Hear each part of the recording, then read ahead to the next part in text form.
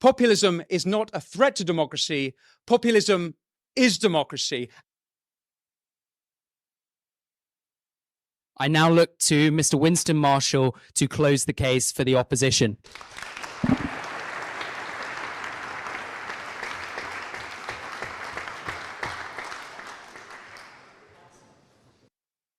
Ladies and gentlemen, words have a tendency to change meaning. When I was a boy, woman meant someone who didn't have a cock.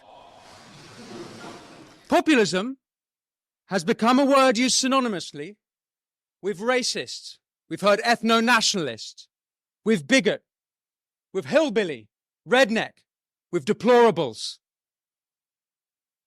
Elites use it to show their contempt for ordinary people. This is a recent change. Not long ago, Barack Obama, while still president at the North America's Leaders Summit in June 2016, he took umbrage with the notion that Trump be called a populist. How could Trump be called a populist? He doesn't care about working people. If anything, Obama argued, he was the populist. If anything, Obama argued, Bernie was the populist. It was Bernie who'd spent 5 decades fighting for working people. But Trump.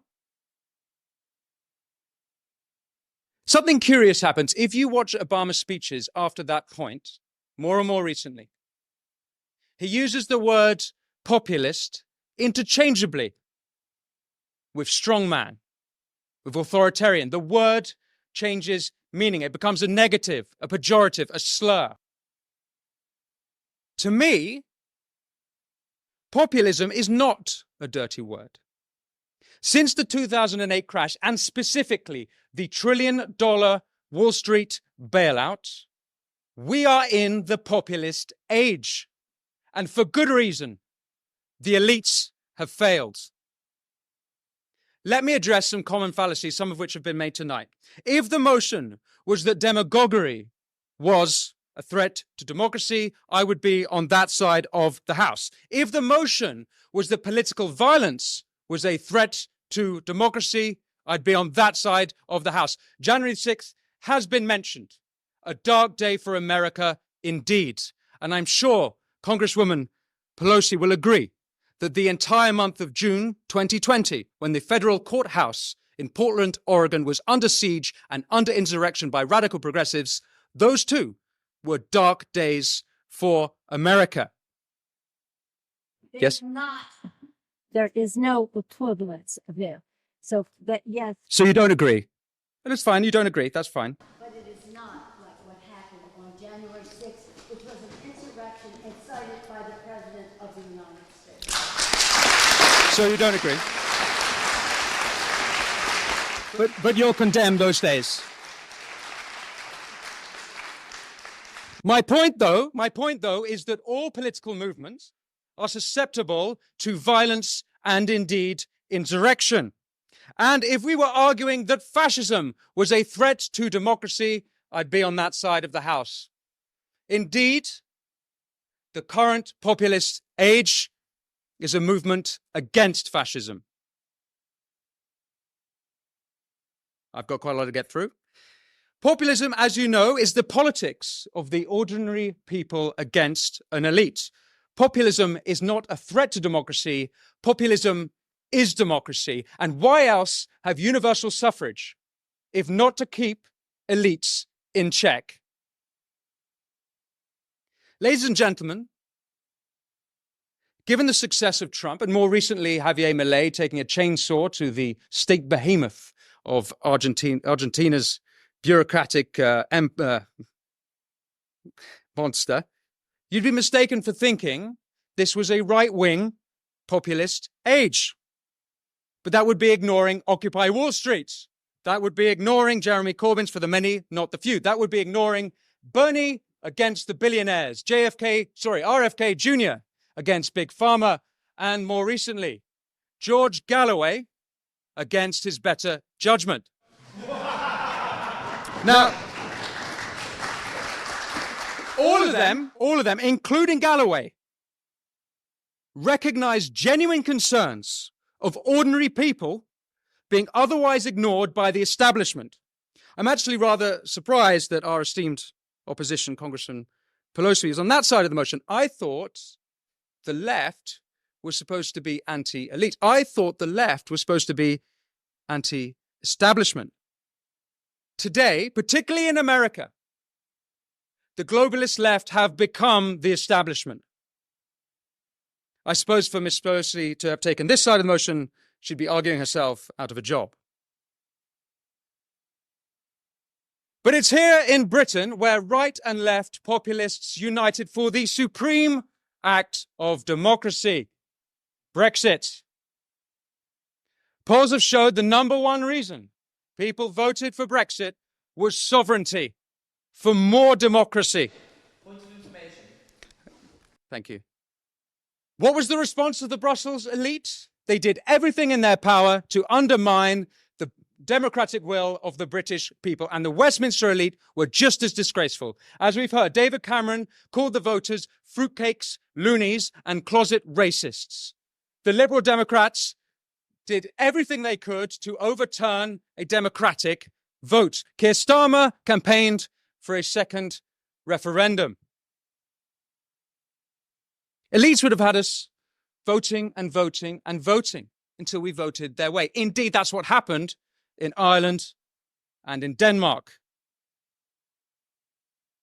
Let's look at some of the other populist movements. The Hong Konger populist revolt is literally called the pro-democracy movement. The farmer revolts from Netherlands to Germany, France, Greece to Sri Lanka. Farmers are taking their tractors to the road to protest ESG policy that's floated down to us from those all-knowing, infallible elites of Davos. The trucker movement in Canada became anti-elitist when petty tyrant Prime Minister Justin Trudeau froze their bank accounts, not the behavior of a democratic head of state. The Gilets jaunes in France, ULEZ in London, working people protesting policy that hurt them. And how are they treated? They're called conspiracy theorists. They're called far right by the mayor as well. Ladies and gentlemen, populism is the voice of the voiceless.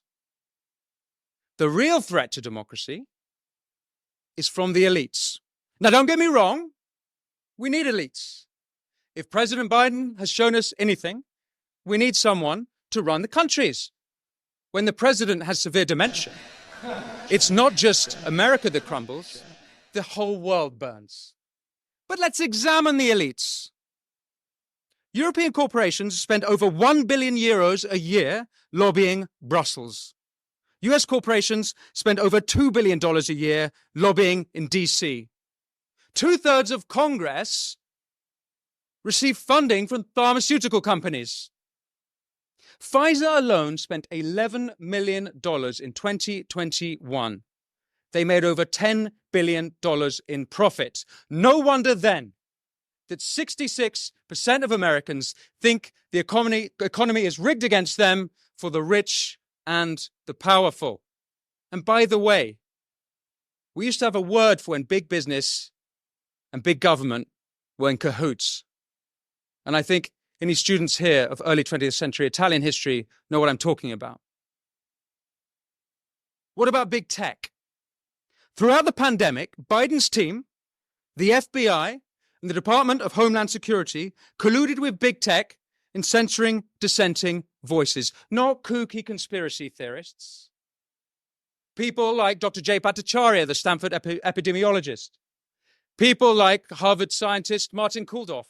People spreading true information, not misinformation, true information at odds with the government narrative. Need I remind you, democracy without free speech is not democracy. This was a direct breach, by the way, of the First Amendment.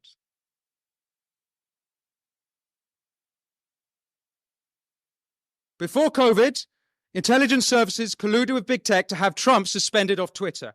Yes, the same platform which hosted the Taliban and Ayatollah deaf to Israel Khomeini, they thought the president crossed the line when he tweeted on Jan 6th, quote, "Remain peaceful, no violence, respect the law and our great men and women in blue." That's a quote. You may be thinking now that Trump is a populist. You are right. He didn't accept the 2020 elections, and he should have. So should Hillary in 2016, so should Brussels, and so should Westminster in 2016, and so too should Congresswoman Pelosi, instead of saying the 2016 election was, quote, hijacked. Quote, hijacked. Thank you.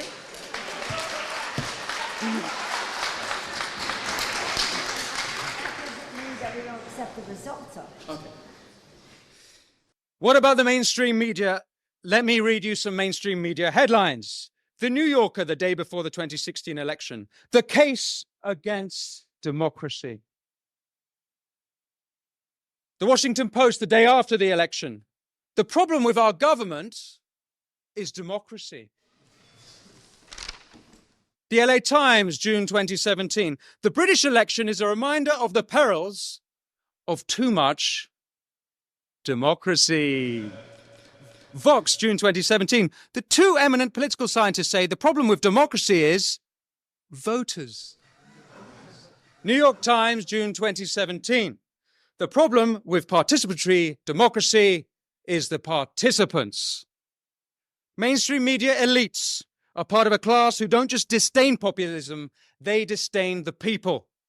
If the Democrats had put half their energy into delivering for the people, Trump wouldn't even have a chance in 2024. He shouldn't have a chance.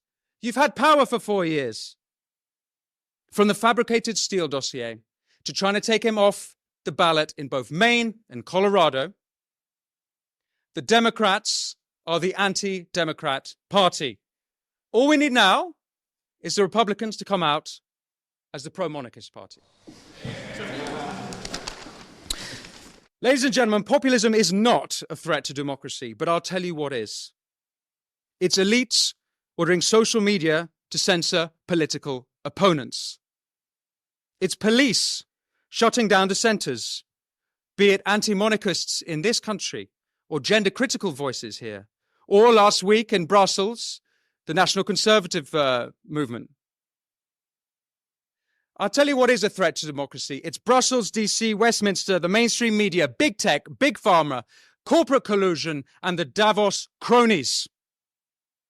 The threat to democracy comes from those who write off ordinary people as deplorable. The threat to democracy comes from those who smear working people as racists.